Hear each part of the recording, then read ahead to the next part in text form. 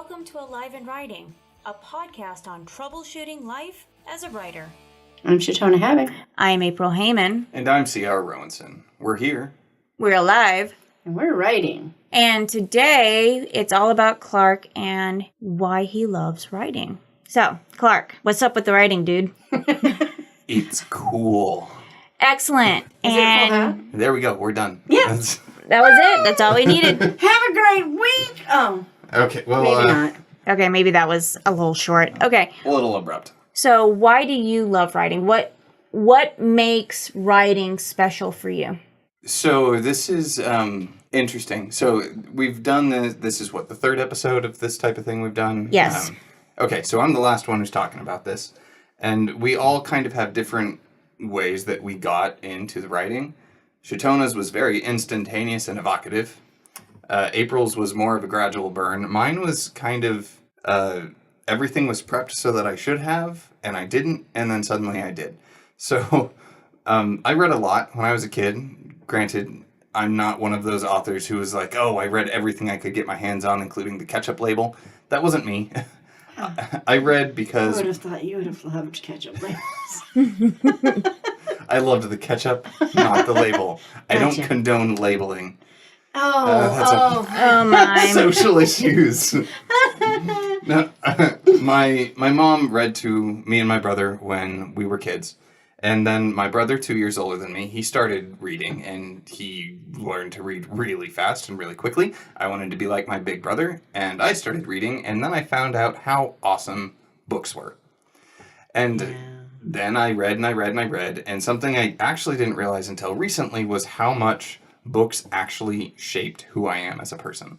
Ooh, do tell. So- That's fascinating. Yes. So a lot of my personality actually comes from the classic heroes of the books that I have read. Is because I read them, I adored them, they were amazing, amazing feats, amazing just fortitude, their character, and just the virtue. These people were so good and so powerful. I wanted to be just like them. So are we talking King Arthur and Odysseus, or are we talking somebody else? All types of that stuff. So one of the series I grew up on when I was first learning to write, when I first switched to chapter books, I immediately jumped into the Redwall series of books, which anthropomorphic animals going and kicking butt in the battlefield. It was cool. What's not to love? Right? Exactly. Right. And the good guys were good and virtuous, the bad guys were bad and villainous, and it was fun. Good times were had by some. Yes. Just some.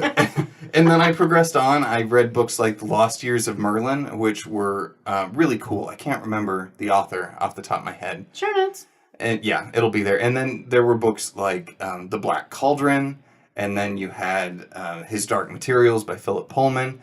Just all of these characters, and of course, Lord of the Rings and The Hobbit. For the longest time, I didn't realize how much that shaped who I wanted to be. Oh, and then you have movies like Dragonheart. I may or may not have recited the Knight's Code at night, every night before going to bed for like 2 years.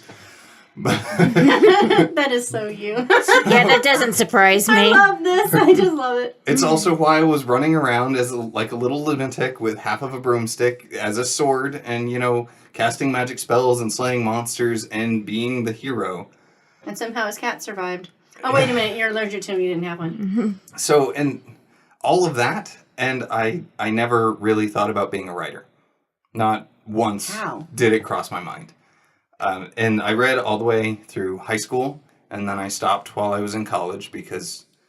You're doing a lot of reading already. Yeah, I was reading textbooks. That's and then I picked it back up when somebody gave me some Brandon Sanderson. And I ended...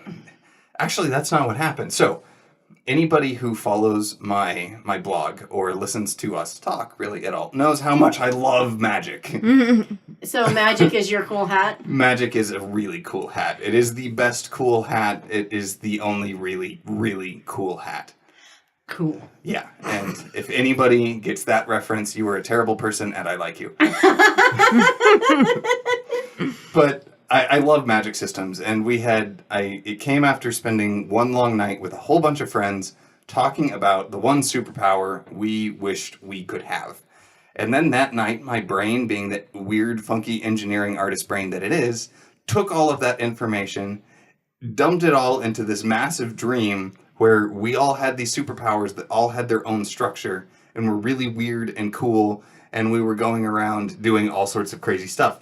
So then I started trying to explain that to my friends, and these would be hour-long conversations, and about 15 minutes, and their eyes would glaze over. And eventually my friends were just like, Clark, shut up and write it down. We will read it. So it's more of a monologue than a conversation at that point. Yeah, I was monologuing about this magic system because it was so cool. But they didn't want to listen. They said, write it down and we'll read it. So I did, and they didn't. Jerks. That's it. These are not friends. But then I said, aha, I've got it. I will write stories that use these magic systems so they will want to read the encyclopedia and know all of the details. Awesome. And then it turned out that I wasn't bad at it. Yeah, no, actually, you're really good at it. And that came from, probably close to 2 decades of reading lots of books. I think that is one of the key ingredients to any writer. And the better reader you are, and the more voracious reader, and across genres, the better writer you become. I would also like to point out that the voracious reader, that has become like a little pet peeve of mine. Because everybody uses that term. But it's true. When I say voracious, I mean like you're consuming large amounts of work. But that's the huge diatribe about how I actually ended up writing. So all 3 of us inhaled books as kids in one form or another. Yes, me much more slowly than the 2 of you. You had a slow inhale, but it was still an inhale. Asthma beat him. Can I say that? Yes, you already said it, so it's okay. Do we need to bleep that out? Do we need to pause and re-record that? No, I can bleep it out if we need to. Okay. We put a warning. Sorry. Well, it was rather effective, though. The best use. So do you think reading helped inspire your writing? That's a good question. Why don't we have Chautona sing something while I think about that? No. Okay, that's long enough. Yes.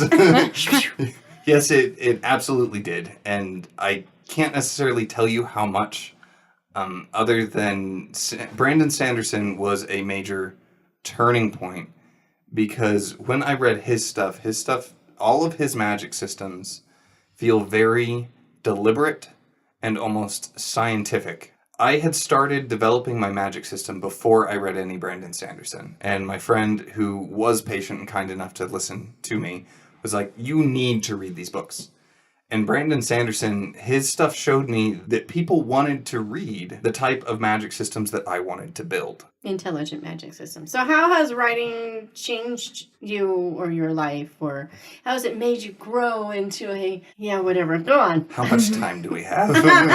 None. So hurry up. Okay. So this could have been a metamorphosis into a butterfly or a cockroach. We're not sure yet. We shall see. So it's something I had mentioned before, I think in April's episode, is writing really kind of changed how I look at the world. Because before it was, I would go to work and I learned what I needed to do for work, and then it was video games. But writing, the more I write and the longer I write, the more interesting the entire rest of the universe becomes. I can see that. Yeah, because every piece of information, I can use that somehow. Or it will make something else make sense somehow. Or it will give me a new idea. Okay, Clark. So is there one specific area in your writing that has changed from all of this? Or in your life that So there's a lot. There are certain things like, I know you guys are going to be mad at me for this, but history actually was not super interesting to me for the longest time. Sorry. I know, that's like a sacrilege among It writers. is. But How could you not love history? I just need a moment. Okay. moment passed. All right, so history, geology is another one. Like I was never super interested in it, but now that's important for world building. But probably the most prevalent one has actually been politics and social issues. I'm not hugely politically active, and that I regret that. And there's lots of people who are, and they should be. You guys need to go do that. The world needs that. The problem is I can't necessarily handle it. I can't handle the news and all of that stuff all the time. It puts me in a very bad place. So you're smart. Well, it leads to a lot of arguments with my wife because she likes knowing everything that's going on, and she thinks it is incredibly important, and she's not wrong, but that doesn't change the fact that I can't handle it. But understanding politics has become more interesting to me. It's made it easier for me to handle because I can tie it to fiction, and then that's also making it easier for me to handle things in the real world. Which is cool. I'm telling you, fiction is amazing. It does wonderful things for us. Yeah. And then there's social issues, a lot of stuff that I either was ignorant to or I just didn't want to touch because I didn't think I could touch it. Racism and equality and all of those things where, because I am a white male, I never thought that I could be the person to do anything about it. But there's actually some really easy stuff you can do. Like for gender equality, this is going to blow some people's minds. Take your instinct on the ratio you have of men to women and flip it. And bam, you're done. It's really common. Once you start watching for this, it's impossible to unsee. When there's a team of 4, it will be 3 men and 1 woman, or you'll see 3 white men and 1 black man. Or if it's a team of 5, it will be 3 and 2. So just flip that. Make it 3 women and 2 men. But it doesn't that just make it the opposite? That you're not necessarily flipping it, you're just making it... Token? Not so much you're imbalancing it towards the other way to make up for it being imbalanced in the first place? So the easiest way to do it would be to get all of your characters and then just do a 50-50 split. It's harder when you have odd numbers. Like if you have a team of 4, you can do 2 and 2 real easily. Right. And there's actually a whole bunch of stuff I could talk about this that has become really interesting to me that wasn't before. Like I had to go to the doctor down in LA. I recently had corrective eye surgery and then managed to scratch my eye a day after they took the contacts out. He's got skills. Yeah, it's good. So we were going down, but we were talking about some of this stuff and how you see it in the media and things like that. And the Avengers got brought up and how it's so frustrating that it doesn't seem to be allowed to have a female in the group who is not in a relationship with somebody in the group. That's a good point. They can never just be there. But we talked about like one thing you could do is if you had a team of 6 and it was 3 men and 3 women and then 2 of the people were in a relationship, that would be fine. You wouldn't be doing any pigeonholing. There wouldn't be any stereotypes or anything like that. And there wouldn't be one gender put in place just to be a romance. Yeah, the token romance. And so as you can see, this is something I would never have understood or argued about 5 years ago. And it's something I'm really enjoying, and it's something I'm trying to get better at. My first book is a female protagonist, and I did that completely intentionally because we have a very long history of lots and lots and lots of male protagonists. And the predominant for my fiction is almost all female protagonists.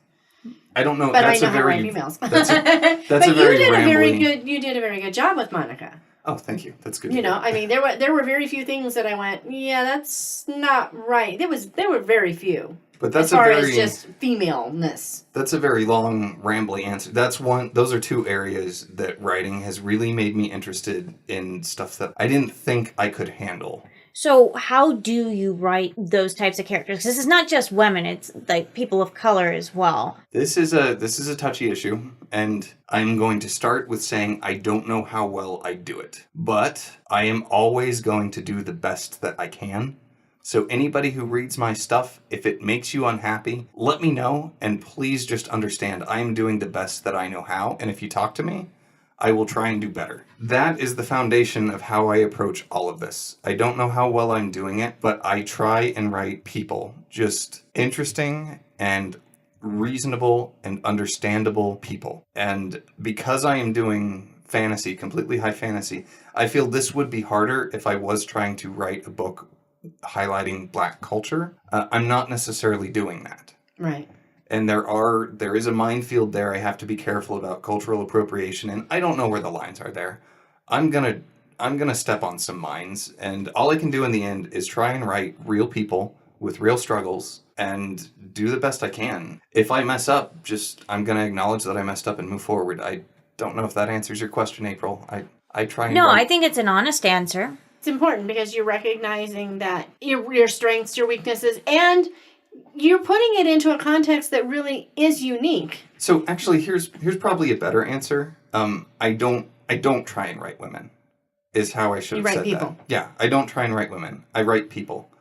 And especially, I know this will upset certain religious beliefs, but I have no problem with homosexuality, transgender, anything like that. So at that point, with those barriers removed, the gender to me really doesn't matter. If I want character A and a relationship with character B, I can make those characters and then make them any gender I want and it will still work. I think that's probably a better answer. Well, and that brings you back to the whole Dorothy Sayers, are women human or men human? Are we human or are we just women or just men, And then I rely on you two and my other readers and editors and other stuff to help me negotiate that minefield and make sure I'm not doing something blatantly wrong. Right. Well, and even among American cultural groups, there are wide differences. It's amazing. I know people who want to be referred to as, like, say, African American, and others who don't like that. They're like, I've never been to Africa. I am black. And right. It's a totally, and you can't, there's no way to please both camps. And so at least you're creating a fantasy world, hopefully it won't matter. It's still going to upset people. It will. Hey. Well, because you base any new world on your own experiences and that of the world you actually do live in. So yeah, before writing, I never thought that I would become an advocate for any of this social justice type stuff. And now I'm realizing how easily I can do that through my writing. And it's so cool. So has writing given you, I'm going to use the word passion because I don't know the other word for it, a passion for the social justice or a voice to express the passion, or both? Both. So the writing has helped with that, but it's also been the people that I know and slowly having my eyes open to some of these actual issues. So yeah, that's a whole lot of very socially charged stuff in a very short time.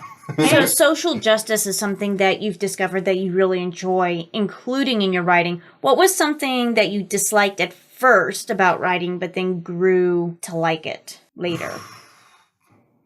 Where's the cricket? That would be a part of it. Something. Oh yeah. You said that. Yeah. Is that type of stuff is something that I was terrified of to begin with, as I didn't think I could write a woman, and I know there are people out there who will say that I can't and that I shouldn't.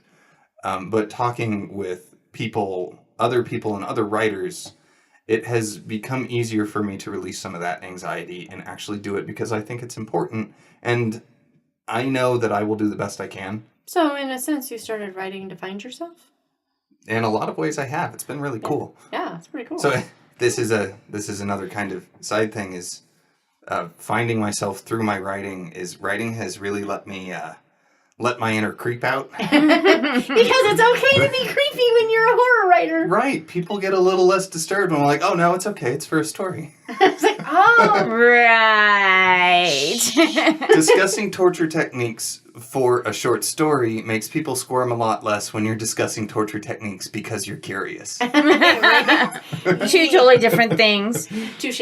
So we're at the end of our time. So, Clark, what is the spotlight today? Oh, jeez. We didn't even get to talk about a couple of my favorite things. We may have to do more like these. So, yeah, listeners, if you liked these, please let us know, because I have more that I would love to talk about because I love to talk. Me too. and we'll wrangle a word or two out of April on hers. I'm a very good listener. Yes, she is. So this spotlight isn't going to make a ton of sense, because one of the things I wanted to talk about was brainstorming and how much I love brainstorming. Yes. And I've recently discovered mind maps, and the software that I use for mind mapping is called MindNode, and that'll be in the links. That's the spotlight. And you don't have to do MindNode, just check out. There's tons of mind mapping software. But it's really cool. Yeah, I love it. It's how I plan all sorts of stuff now. But it's only Mac, just saying. Which is why you can find other ones. There's a couple different really good ones. But the other thing I would like to mention that will lead right into what you're trying to do, April, I'm sorry. It's okay. Is all of us here really love K.M. Weiland. Yes. We do. She's a fantastic teacher. She has taught me a lot about story structure, which is another one of my favorite things that we didn't even touch on next time, hopefully. Next time. So, there you go. Now that I have mentioned Katie. And her new software. Oh, yeah, she has new software. software. She has a new outlining novel software. Yay. I have it. I got to beta test it, and it was so much fun. Yeah. So, she's name dropping. Okay. Anyway, go to Katie's website at, it's www.ahem Helping Writers Become Authors.com. That'll be in the show notes. Grab a book, try the software, learn from her because she has a lot to give. And her book, fantastic. Storming, is really good. I'm in the middle of it. I've been wanting to read that. I haven't. I mean, also- physical copy for you. I really want to read Dreamlander. Yeah, me too. That one I have on Kindle. Okay. Anyway, It was free. this has been Alive in Writing because sometimes that's all you've got, but it's all you really need. Thanks for listening, and we'll see you next time. Bye. Bye. Bye.